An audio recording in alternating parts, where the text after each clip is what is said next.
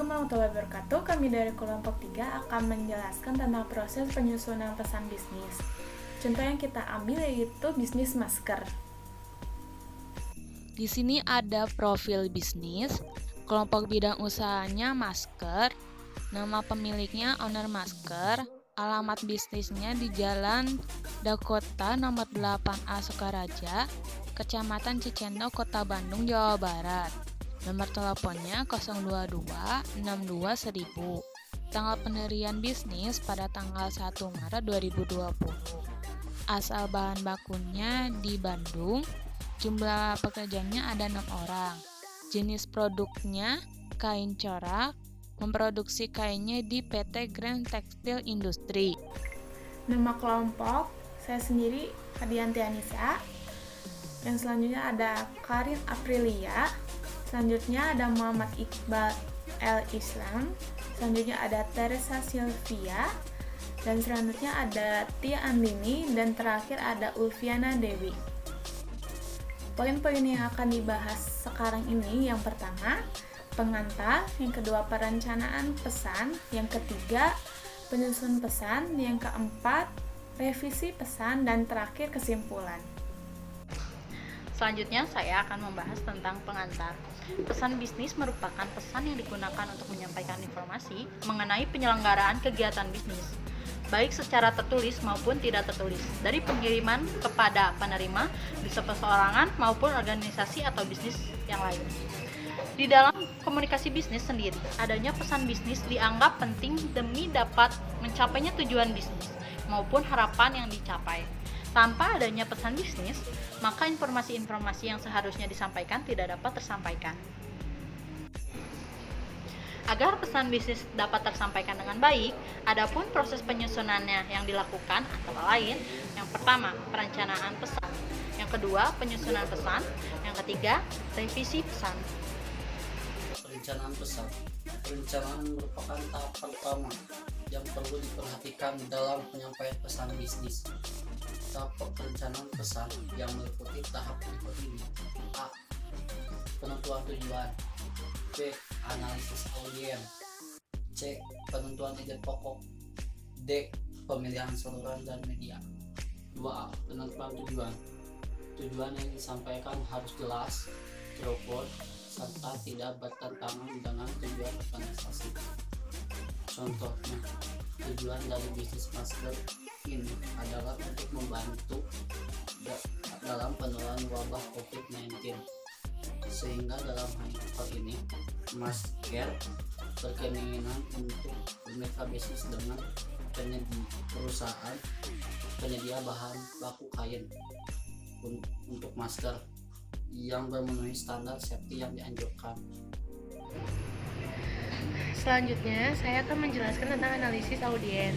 Tahapan selanjutnya adalah melakukan analisis audiens atau pembaca, yaitu tentang apa, siapa, kapan, dan bagaimana sebaiknya pesan-pesan bisnis tersebut disampaikan. Contohnya, dalam hal ini berarti masker harus bisa menentukan perusahaan penyedia bahan baku mana yang akan dituju, lalu pesan seperti apa yang akan disampaikan, kepada siapa juga pesan tersebut akan disampaikan, dan bagaimana pesan tersebut sebaiknya disampaikan baik lisan ataupun tulisan. Selanjutnya adalah penentuan ide pokok. Ide pokok merupakan sesuatu yang menjadi pokok bahasan utama dalam menyampaikan pesan bisnis. Penentuan ide pokok ini memerlukan kreativitas dan pengalaman. Contohnya dalam hal ini, masker menyampaikan pesan bisnisnya secara tertulis atau surat. Maka surat tersebut harus mampu dibuat sebaik mungkin, sehingga penerima pesan atau perusahaan mitra lain mengetahui jelas maksud dan pesan yang disampaikan dan tertarik untuk memenuhi tujuan dari pesan yang akan disampaikan tersebut. Yang terakhir adalah pemilihan saluran dan media. Pemilihan saluran dan media sebaiknya disesuaikan dengan pesan, tingkat kerahasiaan, dan formalitas pesan. Saluran komunikasi terdiri dari komunikasi lisan dan tertulis. Contohnya dalam hal ini, masker menyampaikan pesan bisnisnya secara tertulis atau surat.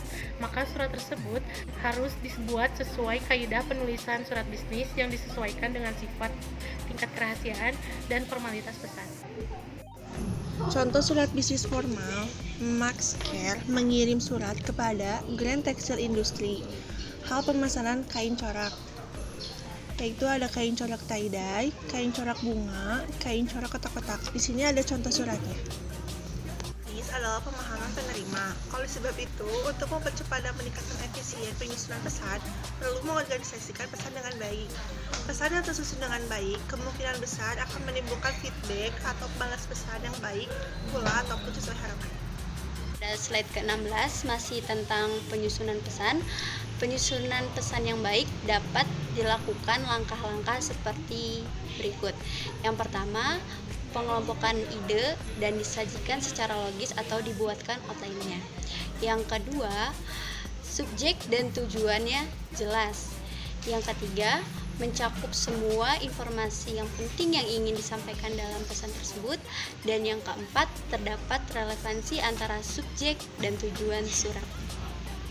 Poin keempat pembahasan yakni tentang revisi pesan, yang bisa kalian lihat pada slide ke-18 tentang revisi pesan. Pesan yang baik harus disusun secara hati-hati dan teliti, sehingga dalam hal ini diperlukannya revisi pesan. Revisi pesan dapat dilakukan dengan membaca kembali isi dan format penulisan surat. Setelah dirasa efektif ataupun sudah benar, maka surat tersebut dapat diproduksi dan didesain ulang sehingga tampilannya lebih menarik dan informatif.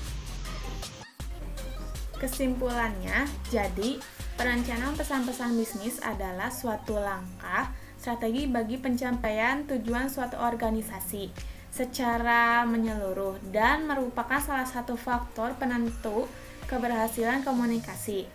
Pesan bisnis yang terancana dengan baik akan mempermudah pencapaian tujuan komunikasi.